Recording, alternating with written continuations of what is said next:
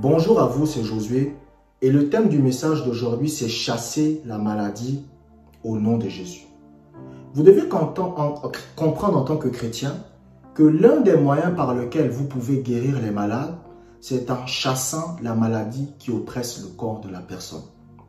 Donc lorsqu'une personne par exemple a le cancer, vous parlez au cancer et vous ordonnez au cancer de partir. Parce que lorsque vous lisez la Bible, vous allez voir que le Seigneur Jésus-Christ a parlé au vent et à la mer. Vous allez voir que le Seigneur Jésus-Christ a parlé à un figuier. Pourquoi? Parce que vous devez comprendre que l'autorité s'exerce par des paroles. La force de Dieu vient de ses paroles. La force de Dieu ne vient pas de ses muscles, ça vient de ses paroles. Et en tant que fils de Dieu, en tant qu'enfant de Dieu, vous devez opérer comme votre Père opère. Donc vous devez opérer comme Jésus. Comment Jésus guérissait les malades? Il y a certains malades que vous allez voir que Jésus guérissait. Qu'est-ce qu'il faisait? Il parlait à la maladie qui oppressait.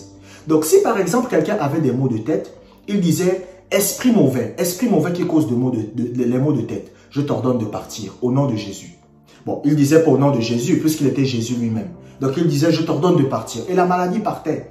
Et vous allez voir que ça, c'est l'un des moyens par lesquels vous pouvez guérir les malades. Quand la Bible dit au nom de Jésus, qu'est-ce que ça veut dire? Quand on parle du nom de Jésus, ça veut dire l'autorité de Jésus. Quand vous dites à une maladie, esprit de cancer, je t'ordonne de partir au nom de Jésus. Vous êtes en train de dire au cancer, je t'ordonne de partir et tu dois partir parce que je suis en train de te le demander parce que Jésus m'a donné l'autorité de le faire. Le nom de Jésus représente l'autorité spirituelle de Jésus. C'est comme par exemple, écoutez, je vous prends un exemple. Admettons que vous avez votre maman, vous êtes un enfant. Vous ne pouvez pas donner des ordres à votre mère. Vous ne pouvez pas dire à votre mère, prépare la nourriture maintenant. Vous ne pouvez pas lui dire ça. Elle va dire, mais toi tu te prends pour qui? Tu es qui toi? Vous ne pouvez pas donner à votre mère un ordre. Mais si vous venez devant votre mère et vous dites à votre mère, maman, je viens au nom de papa et il faut que tu prépares la nourriture. La maman va obéir. Mais pourquoi la maman obéit? Elle n'obéit pas à cause de vous. Non, elle obéit à cause de qui? À cause du père. Elle obéit à cause de son mari. Donc parfois vous venez, vous dites à votre mère que non, il faut que tu prépares parce que papa m'a dit qu'il faut que tu prépares. Elle va obéir, mais ce n'est pas vous qu'elle obéit. C'est l'autorité qui est derrière vous à qui elle obéit. Et c'est la même chose avec les esprits de maladie. Quand vous ordonnez à la maladie de quitter le corps de quelqu'un, la maladie ne vous obéit pas vraiment à vous. La maladie vous obéit à cause de l'autorité qui est derrière vous.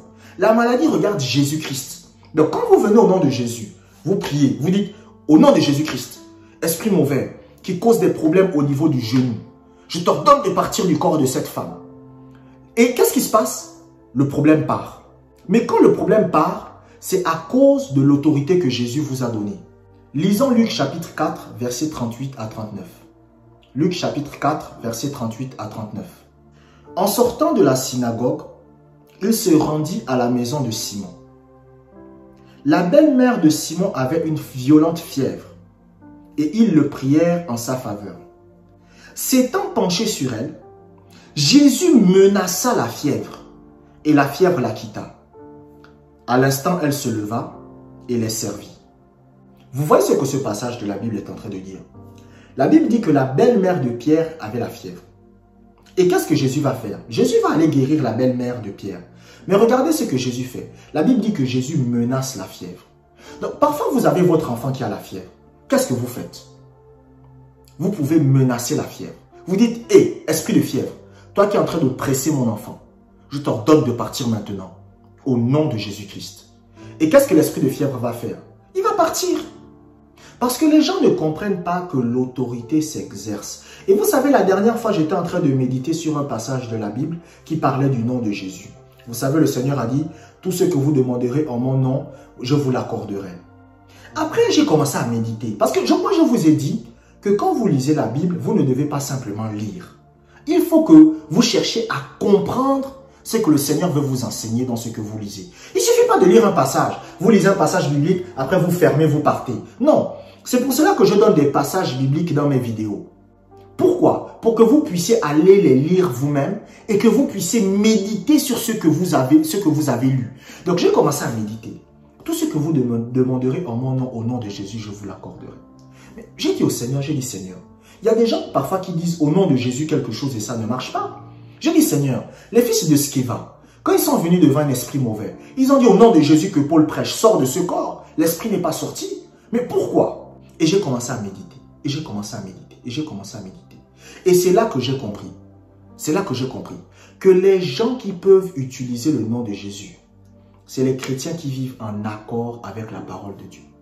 C'est-à-dire que le nom de Jésus ne peut pas être utilisé par un chrétien qui vit comme les gens du monde. C'est pour cela qu'il y a des gens qui pensent que le nom de Jésus, c'est un nom magique. Je prends un exemple. Si vous n'avez pas de relation avec Dieu, si vous n'avez pas de relation avec le Seigneur, il y a quelqu'un qui est malade et vous dites, au nom de Jésus, l'esprit ne va pas obéir. En fait, l'esprit obéit par rapport à votre niveau de soumission à Dieu. Plus votre relation avec le Seigneur est forte, plus votre soumission au Seigneur est forte, plus votre autorité spirituelle devient grande. Et quand votre autorité spirituelle est grande, lorsque vous ordonnez à certaines maladies de partir, la maladie part. Ce qui vous donne l'autorité sur la maladie, c'est le fait d'avoir une relation avec le Seigneur. Donc le nom de Jésus, ça ne peut pas être utilisé par n'importe qui. Le nom de Jésus peut être utilisé par les chrétiens qui ont une relation avec le Seigneur. Un chrétien qui n'a pas de relation avec le Seigneur ne peut pas utiliser le nom de Jésus. Lisons Marc chapitre 9, verset 25. Marc chapitre 9, verset 25. Jésus, voyant accourir la foule, menaça l'esprit impur et lui dit, « Esprit muet et sourd, je te l'ordonne, sors de cet enfant et n'y rentre plus. » Regardez ce nouveau passage de la Bible. Le premier passage de la Bible qu'on a lu, qu'est-ce que Jésus a fait? Jésus a menacé la fièvre. Mais là maintenant, on emmène un autre malade. C'est-à-dire que le premier malade, c'était quelqu'un qui avait la fièvre. La belle-mère de Pierre. Elle a la fièvre, elle est là, elle ne va pas bien. Qu'est-ce que Jésus fait? Jésus fait quoi? Il menace la fièvre. Là maintenant, on vous emmène un deuxième cas de maladie. Voici quelqu'un qui est muet, qui a des problèmes avec ses 5 sens. Qu'est-ce que Jésus fait? Jésus va dire, esprit muet et sourd, je te l'ordonne, sors de ce corps. Donc vous allez voir qu'il a chassé la maladie. Donc ça, c'est l'un des moyens par lesquels un chrétien, vous guérissez les malades. Comment vous guérissez les malades? Vous chassez la maladie. Vous ordonnez à la maladie de partir. Et je vous ai dit que votre autorité spirituelle dépend de votre relation avec le Seigneur. Parce que le nom de Jésus, ce n'est pas un nom magique. Vous savez, c'est un slogan. Oh Seigneur, au nom de Jésus, au nom de Jésus. C'est un slogan, les gens pensent ça. Les gens pensent que c'est un slogan. Non. Les chrétiens qui peuvent utiliser le nom de Jésus, c'est ceux qui ont une relation avec lui. Ce n'est pas parce que vous allez à l'église que vous pouvez utiliser le nom de Jésus. Ce n'est pas parce que vous connaissez des versets bibliques que vous pouvez utiliser le nom de Jésus. Ce n'est pas parce que vous aidez les pauvres, ce n'est pas parce que vous ne buvez pas le vin que vous pouvez utiliser le nom de Jésus. Non. Le nom de Jésus, vous pouvez l'utiliser si vous avez une relation avec Dieu. C'est-à-dire que Dieu vous connaît. C'est-à-dire que Dieu vous connaît. C'est-à-dire que quand Dieu est assis, Dieu sait que le frère là, il a une relation avec moi. La sœur là, elle a une relation avec moi. Et c'est ça qui vous donne le droit d'utiliser le nom de Jésus. Et la puissance du nom de Jésus dans votre vie dépend de la relation que vous avez avec le Seigneur. C'est pour cela que lorsque vous lisez la Bible va vous dire quoi? La Bible va vous dire, au nom de Jésus, tout genou fléchit dans les cieux, sur la terre, sous la mer. Et il y a des chrétiens qui se disent, ah, c'est bon. Si je dis simplement, au nom de Jésus, les démons ont peur. C'est ça que beaucoup de chrétiens se disent. C'est comment on a dit ça? Mais est-ce que vous savez que, même en Espagne, il y a des gens qui s'appellent Jésus? Jesús, c'est Jésus? Il y a des gens qui s'appellent Jésus. Il y a un footballeur là, je me rappelle, j'ai oublié, il s'appelait Gabriel Jesús. C'est Jésus. Donc vous pensez que quand on cite son nom, les démons ont peur? Non, non, non, non, non. Le nom de Jésus a une puissance avec les chrétiens qui ont une relation avec lui. Par exemple, si votre relation avec le Seigneur est forte, quand vous allez vous lever, vous dites au nom de Jésus, esprit mauvais, je t'ordonne de partir. L'esprit va partir à cause de l'autorité que vous avez, à cause de la relation que vous avez. Lisons Matthieu chapitre 8, verset 16. Matthieu chapitre 8, verset 16. Le soir, on amena auprès de Jésus plusieurs démoniaques. Il chassa les esprits par sa parole et il guérit tous les malades. La Bible dit que Jésus chassa les esprits par sa parole. Donc ça veut dire que Jésus a guéri les malades en chassant la maladie. Et vous devez comprendre que la Bible dit dans Jean chapitre 14 verset 12 que les œuvres que je fais, vous les ferez aussi. Donc ça veut dire que si Jésus-Christ guérissait les malades, en chassant la maladie qui était dans leur corps, ça veut dire que nous aussi en tant que chrétiens, nous pouvons guérir les malades en chassant la maladie qui est dans le corps. Parce que la maladie vient des esprits. Chasser la maladie au nom de Jésus, ça veut dire que vous avez l'autorité, le pouvoir de chasser la maladie. C'est ça que ça veut dire au nom de Jésus. Chaque fois que vous êtes en train de dire au nom de Jésus à la fin de votre phrase, ça veut dire que vous avez l'autorité de Jésus pour le faire. Et l'autorité de Jésus est accordée à ceux qui ont une relation avec lui. Les pharisiens et les scribes n'avaient pas l'autorité. Les pharisiens et les scribes ne pouvaient pas utiliser le nom de Jésus. C'est-à-dire qu'un pharisien ne pouvait pas venir devant une maladie et il dit « Toi, esprit de cancer, sors au nom de Jésus ». Il ne pouvait pas dire ça. Pourquoi? Parce qu'il n'avait pas une relation avec Jésus. C'est vrai qu'ils venaient aux réunions de Jésus. C'est vrai qu'ils écoutaient ce que Jésus disait. Mais ils n'avaient pas une relation personnelle avec lui. Mais pourquoi maintenant les apôtres pouvaient utiliser le nom de Jésus?